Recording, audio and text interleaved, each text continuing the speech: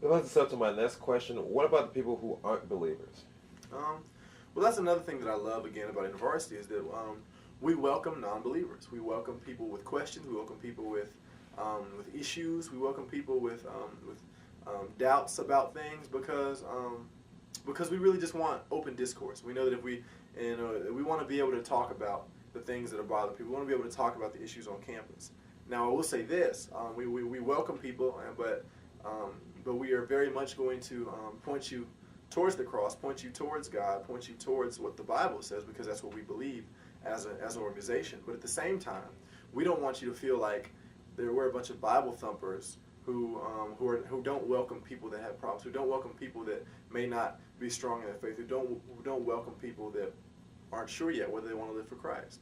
And so we're all about just creating relationships with people, because we found that the more you love somebody, the more you care for them, the more you really invest in them, the more they'll begin to see how God really invests in us.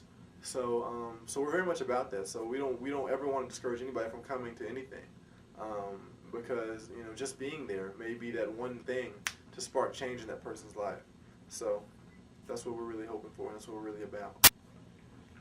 What about the people out there who feel as though they can't come to the group setting or can't come to the small group setting? They feel like they need a direct link to this one person to be their spiritual guide. What about those people? Um, and again, that's another thing that we try to take into account. We actually have, like I said, Joshua Jones is our discipleship coordinator.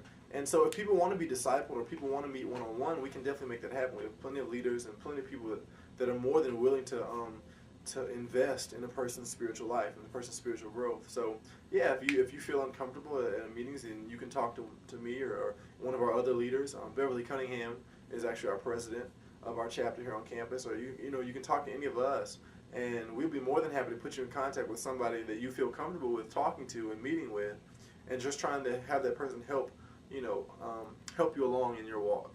Or if you have questions, we help answer those questions for you with the Word and what God says about those things. So yeah, like I said, there's opportunities forever. We try to be a full service ministry on this campus. We try to provide as much as we can. InterVarsity works as a parachurch. We're not a church, but we work in addition to churches to try to fill in some of those needs that a church can't do. A church isn't with you during the week. A church can't be on campus with you 6 days a week. Your pastor can't check on you every day and see how you're doing. Your pastor can't disciple you throughout the week. And so we try to do those things and try to just be that help that students really need on campus, because we know college is a rough time. College is a time of growing. It's a time of transition. It's a time when you learn a lot. And so it applies to your walk as well. And so we just want to really be there for people when they need them, because college is stressful. There's all kinds of issues that we deal with at this time in our lives that we may not ever have to deal with, or that may be different than the way we have to deal with them later. So we try to address those needs, and like I said, we really do our best to be as full service of a ministry as we can. Is CBC and everything you mentioned actually a fun experience? I've been to churches before, and it's been dry. It felt like you weren't really preaching to me. It feels like my place wasn't there. Can we have a good time being in CBC and other organizations such as CBC? I definitely think so. Some of the best fun that I've ever had has been at CBC events with the people I've met in CBC.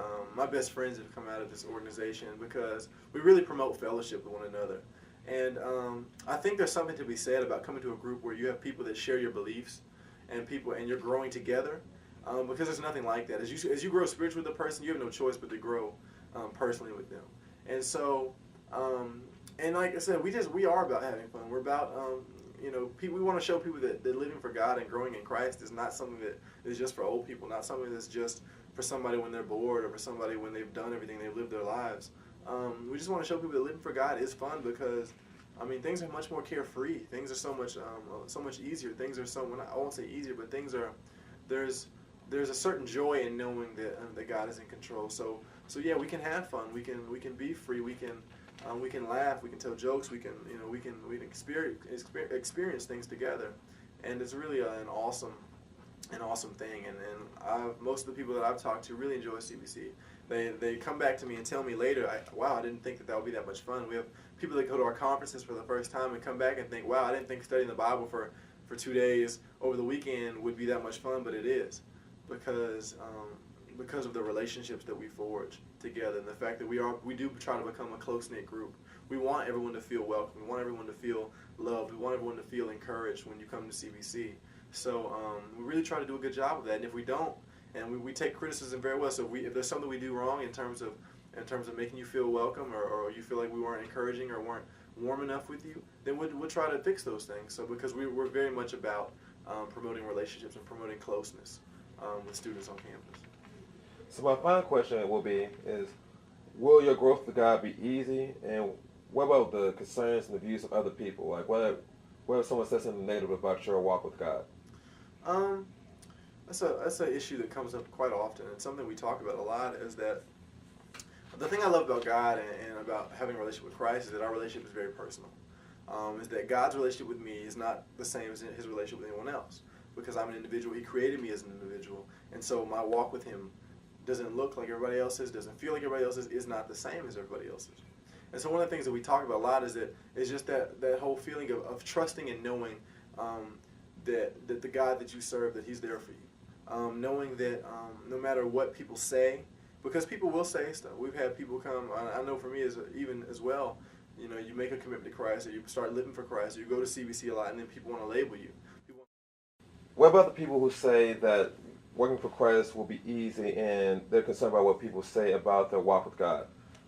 This is one of the things that we talk about a lot in our fellowship in terms of other people's perspectives of what your walk is. And so the beautiful thing I love about having a relationship with Christ and being a Christian as opposed to other religions or other faiths is that my relationship with God is very personal. My relationship with him doesn't look like anybody else's. I'm an individual. He created me as such. He didn't create anybody else like me. And so my relationship with him doesn't look like anybody else's. And so a lot of people will have things to say. I remember when I first started getting involved in CBC and really living my life for the Lord and really pursuing ministry on campus and doing all those things, a lot of people, looked at that funny. A lot of people want to label you. They want to label you preacher boy. They want to label you that Christian guy, that Christian girl. And they're looking for you to fall. And so one of the things we talk about all the time is that you have no one else to worry about. You just live your life to the best of your ability, and you serve God in every way that He would want you to. And when you fall, you ask the Lord for forgiveness, and He's faithful and just to forgive us, and we keep moving. People like to dwell on the negative. People like to point and laugh when they see somebody who's supposedly living for God, when they see them mess up, when they see them fall, and so they're right there to kick dirt in their face when they're on the ground. But fortunately, we serve a God who can raise us up, and we can keep moving. So that's one of the things we stress is that you have help. Is that we're a fellowship. We're here together. We're in this thing together. We know that living for God on this campus is not easy. We know there's a lot of temptations. There's a lot of trials, a lot of hardships. But at the same time, we're here to help each other get through it. And I know I wouldn't be able to get through my walk, and my walk wouldn't be what it is if it wasn't for my best friend. My walk wouldn't be what it is if it wasn't for this fellowship. This fellowship really has changed my life, no doubt about it. The work that God has done through this fellowship on our campus is life-changing. I've seen too many people's lives affected and changed for the better because of it. So, yeah, in closing, I would just say to everybody out there who may have heard of us and not come, or may have come a couple times and didn't really feel it, or people who are hearing about CBC for the first time, it's a great opportunity. I'm not one of those people that's going to say that our fellowship is for everybody, because it's not. That's why, if that were the case, then there would only be one ministry on this campus. And God has allowed many ministries to flourish because people feel different and comfortable in different niches. But for black students and for people that haven't found somewhere that they like and they enjoy, CBC is definitely worth trying. Because like I said, we try to cater to needs of the students, and whatever comes up, we try to address it as best we can. And we have a fun time doing it. So I guess in parting, that's all I would say is just come out and give us a try, and we'd be more than glad to see you. I know the semester's coming to a close, but we'll be hitting it hard when we get back in January with large groups, small groups, and stuff like that. I know we got some other stuff coming up this semester. We've got a Christmas party we're gonna do sometime during exam time, so be on the lookout for that. And yeah, we're just trying to have fun and really live for the Lord on our campus. So we look forward to seeing you. All right, thank you.